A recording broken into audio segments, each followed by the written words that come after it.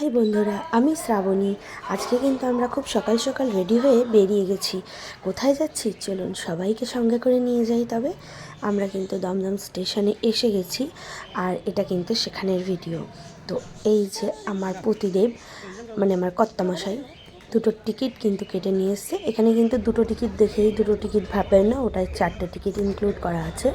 আর এই যে ট্রেনের অবস্থা, এত ভীষণ চাপ যে কী বলবো। যাই হোক, আমি বসে পড়েছিলাম, তো আমি নেমেও পড়েছি। হ্যাঁ, আমরা কৃষ্ণনগর চলে এসেছি। এবার নিশ্চয়ই বুঝতে পারছেন যে আমরা কোথায় যাচ্ছি। উরি বাবা, এত ভিড় যে কি বলবো। তো ওইখানে একটু চা খেয়ে আমরা চলে এসেছিলাম অটো স্ট্যান্ডে। এখান থেকে আমরা কিন্তু এবার বেরিয়ে পড়বো। আমরা যেখানে যাওয়ার উদ্দেশ্যে বেরিয়েছি সেখানে।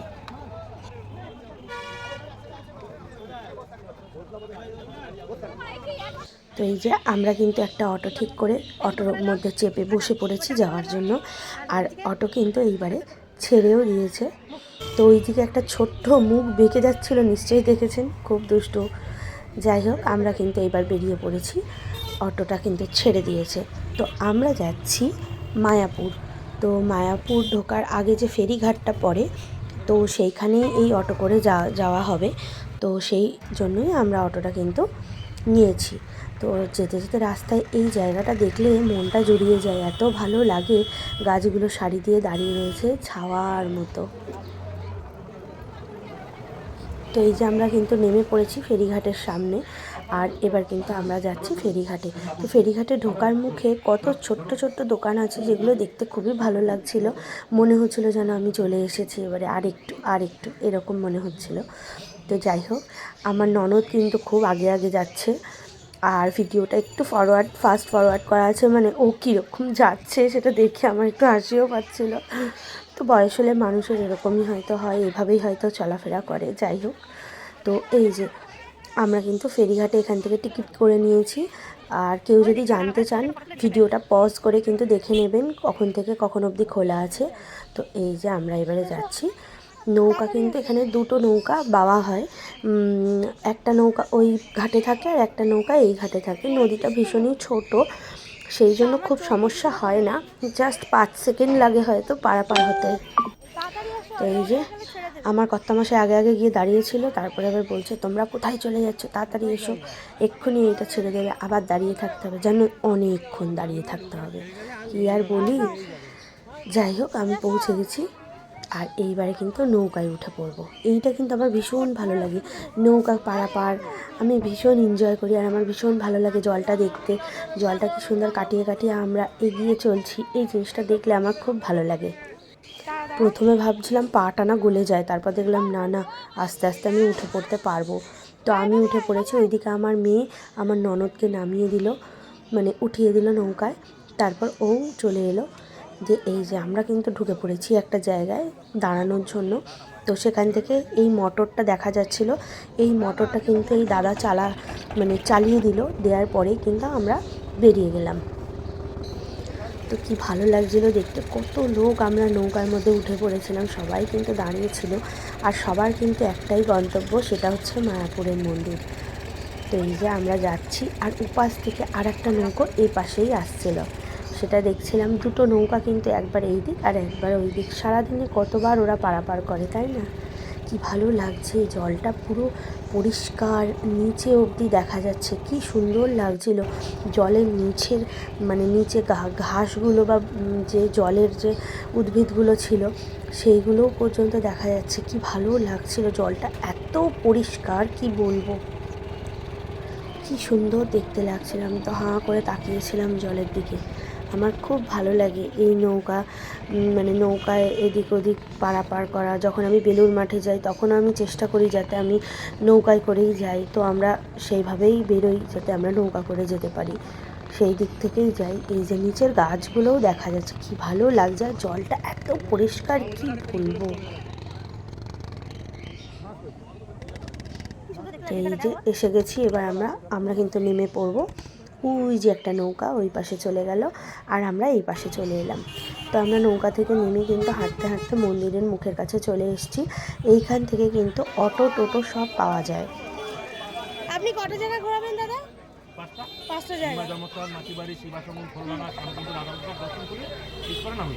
আচ্ছা, তো একটু দামাদামি করে নিলেই কিন্তু একটা টোটো পাওয়া যায়, আর মন্দিরের একদম মানে মায়াপুরের একদম শেষ মাথা অবধি ঘোরা যায়।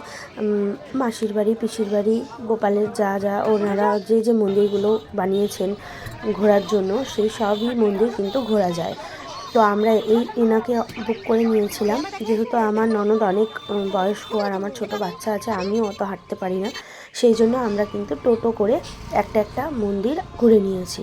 তো প্রথম মন্দিরে আমরা চলে এসেছি। মন্দিরের ভেতরে কিন্তু ভিডিও অ্যালাউ নেই, সেই জন্য আমি মন্দিরের ভিতরের ভিডিওটা করতে পারিনি, কিন্তু এই যে বাইরের ভিডিওটা করেছি। প্রত্যেকটা মন্দির এত সুন্দর, মানে দেখলে না চোখটা জুড়িয়ে যাবে। আর এই মন্দিরের এই যে বাঁ দিকেই যে মন্দিরটা আছে, এই মন্দিরে শিব পার্বতীর যে মূর্তিটা দেখে এসেছি আমরা, এত সুন্দর, মানে কিছু মানে মুখে ভাষা হারিয়ে যাবে, এত সুন্দর।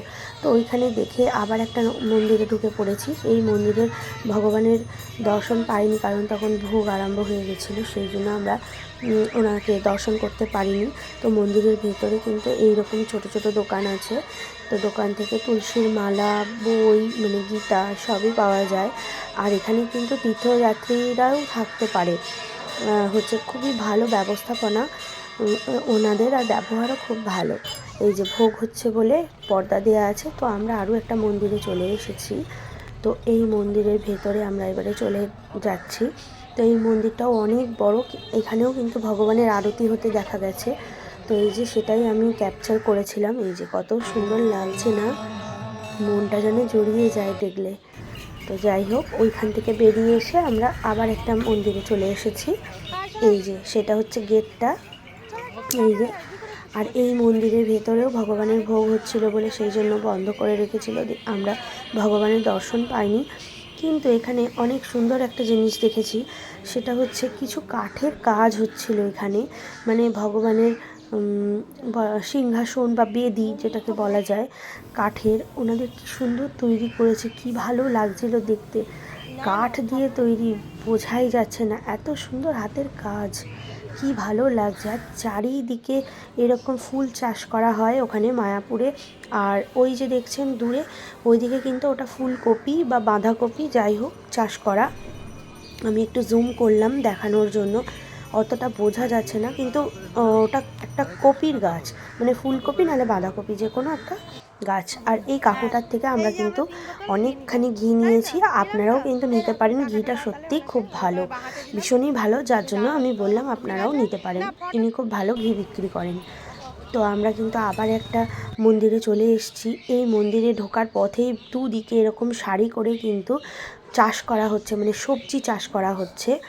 একদিকে এগুলো ফুলকপি, বাঁধাকপি, আর এই পাশে কিন্তু এটা বোধহয় গম। তো আমরা সেটাই দেখতে দেখতে যাচ্ছিলাম। আর এই যে চাষ হয় মন্দিরের এই গোটা মায়াপুর জুড়ে, এইগুলো কিন্তু ভগবানের ভোগের কাজে লাগে। তারপরে হচ্ছে এই ফুলগুলো দিয়ে কিন্তু ভগবানের পুজোর কাজে লাগে, ভগবানের মালা, তারপর ভগবানকে সাজাতে এই ফুলগুলোই কিন্তু ব্যবহার করা হয়। তো আমরা এই যে মন্দিরের ভেতরে চলে এসেছি। এই যে চারিদিকে ঢুকেই না মনটা কি ভালো হয়ে যাবে, এত সুন্দর ফুলের বাগান দেখলে মন সত্যিই জুড়িয়ে যায়। তো এই যে অনেকগুলো মন্দির আছে এখানে, সবাই কিন্তু ঘুরছে এখানে। আর এই যে নারায়ণের এই মূর্তিটা দেখে কি ভালো লাগছে, আমি তো ওই জন্য এটা ভিডিও করে নিয়েছি। এই যে কত গোলাপের গাছ, কত ডালিয়ার গাছ, আরও অনেক গাছ দেখেছি, সেগুলোও আমি পরের পর ভিডিওয়ে ছাড়বো। একটা ভিডিওয়ে সব কিছু তো ছাড়া যায় না, আর এটা অনেক লং হয়ে গেছে, সেই জন্য আমি কিন্তু নেক্সট ভিডিওয়ে আরও সুন্দর সুন্দর মানে ভিডিও করেছি শুধু আপনাদের দেখানোর জন্য যে কতটা সুন্দর। যারা মায়াপুর এখনও যাননি তারা কিন্তু অবশ্যই চলে আসুন মায়াপুর। কত ফুলের বাগান, এগুলো ভগবানের পুজোর কাজে লাগে, ভাবলেও খুব ভালো লাগে। তো বন্ধুরা, আমি আবার অন্য ভিডিও নিয়ে হাজির হব, ততক্ষণ আমার সাথে থাকবেন। টাটা।